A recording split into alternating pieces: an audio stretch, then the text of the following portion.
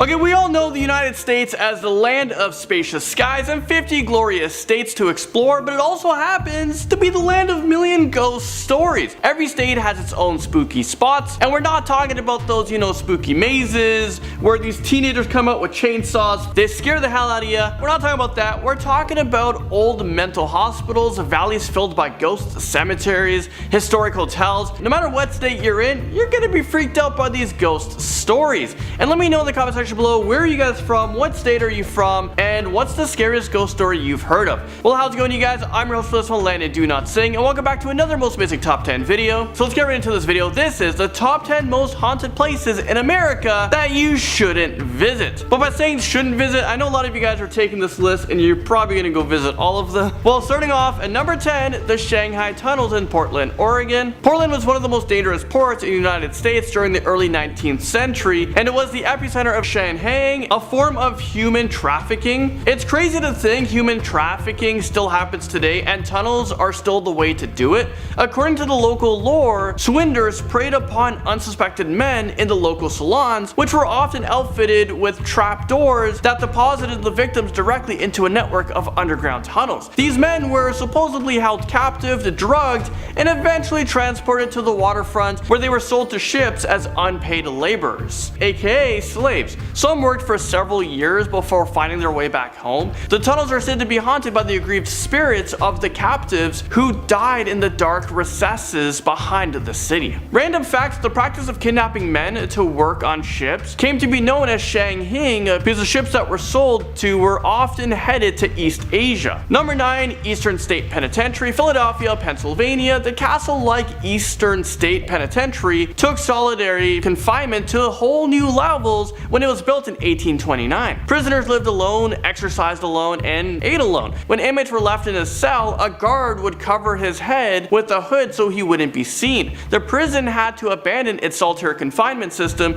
due to overcrowding from 1913 until it was closed in 1970. Although the forms of punishment did not get any less severe, chaining an inmate's tongue to his wrists, that's just one example, a true story. The site's one of most haunted places in America right now. Well, it welcomes thousands of visitors every year, both for its museums and annual Terror Behind the Wall celebration, which features 6 haunted attractions within the prison walls for Halloween. When you talk about an attraction inside of a prison, no thanks. Well, it was reported paranormal happenings have included dismembered laughter, shadowy figures, and pacing of footsteps.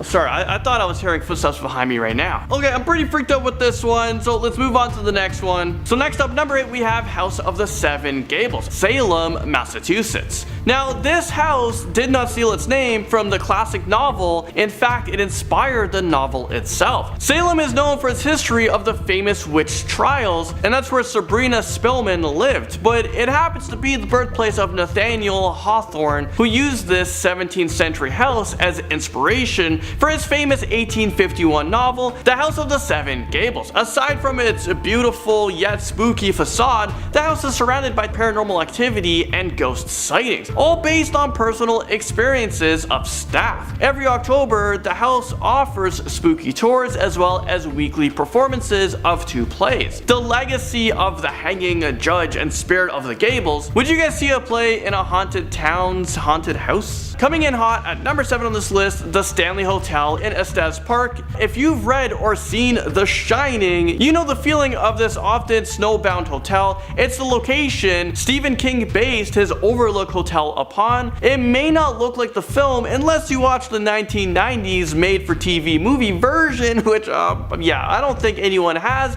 Just walking to your room can drain you. So one stiff drink might have you seeing ghosts, or a couple kids chanting, "Red rum, red rum." Number 6, we're bringing you Red Onion Saloon, Skagway, Alaska. Established in 1898 as a brothel for miners during the Klondike Gold Rush, Alaska's Red Onion Saloon, it had a feature that set it apart from other bordellos. It used dolls to help run its business, always a good sign, right? Well, every day 10 dolls would be placed on the bar downstairs, each one representing one of the ladies working in the upstairs room. A customer would choose one of the dolls, at which point it would lay down on the bar to indicate that that particular workers were occupied. When the customers came back downstairs, the doll would be returned to her sitting position to let other potential clients know that she was available. Well, fast forward to 2019, when the Red Onion Saloon still operates as a bar and restaurant, yet the dolls are still on display, and it offers tours of the upstairs rooms,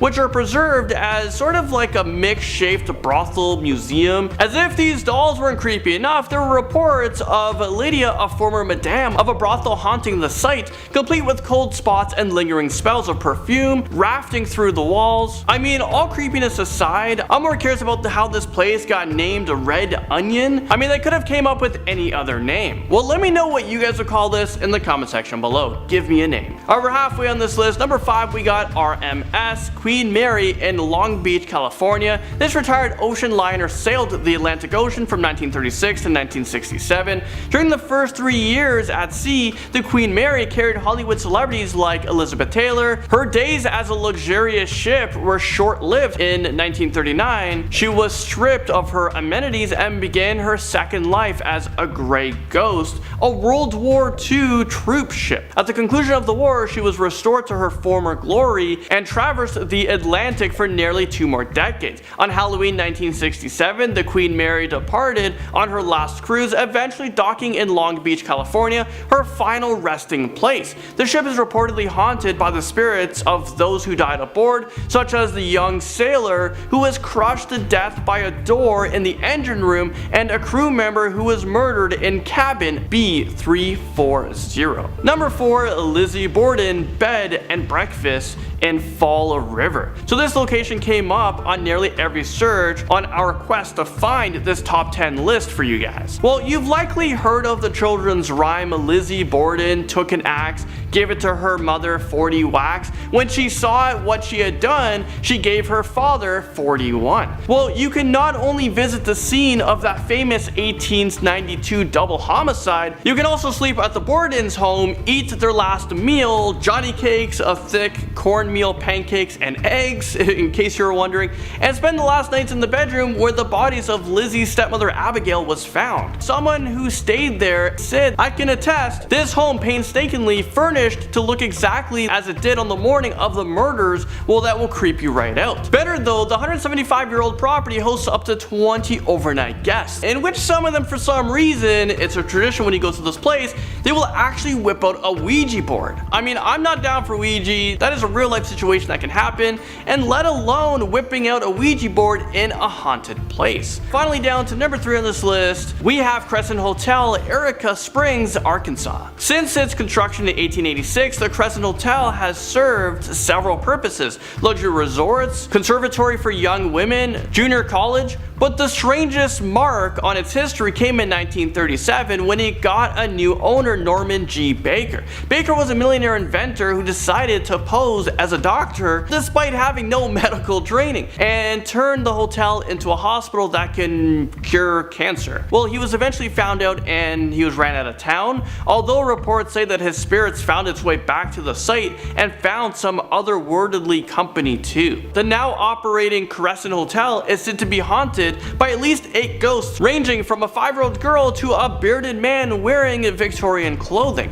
1 ghost is enough for me, never mind 8 of them, and children ghosts, I think those are the absolute scariest kind. Number 2 on this list, Heaven's Gate mass suicide site in Rancho Santa Fe. I mean, when you have the word suicide site, yeah, no thanks, not for this brown guy. The golf course strewn San Diego suburb of Rancho Santa Fe regularly makes the most expensive zip codes in the USA. So it came a stunner in 1997 when the world learned it was the home to Heaven's Gate, a cult whose 39 members drank poisoned Kool-Aid as the Hale-Bopp comet passed Earth, believing that aliens behind the comet would rupture their souls to heaven. Yeah, really weird. I'm not making this stuff up. Their bodies were found dressing in black sweatshirts and sweatpants, Nike sneakers, faces covered with purple cloth, and carrying $5.75 in one pocket. A total of people speculated to catch a ride on the comet. And number 1, we have Trans-Allegheny Lunatic Asylum, Western West Virginia. This foreboding asylum began construction construction in 1858 and opened to patients in 1864. The massive structure was designed by architect Richard Andrews to maximize sunlight and fresh air. It was believed that the building itself would serve as a healing environment. It was designed for 250 people housed and 2,400 patients in crowded conditions. I mean, that's a pretty big range going from 250 to 2,400. Patients were physically restrained and often given inhumane treatments such as the electroshock therapy and lobotomies, which was very popular back in the day.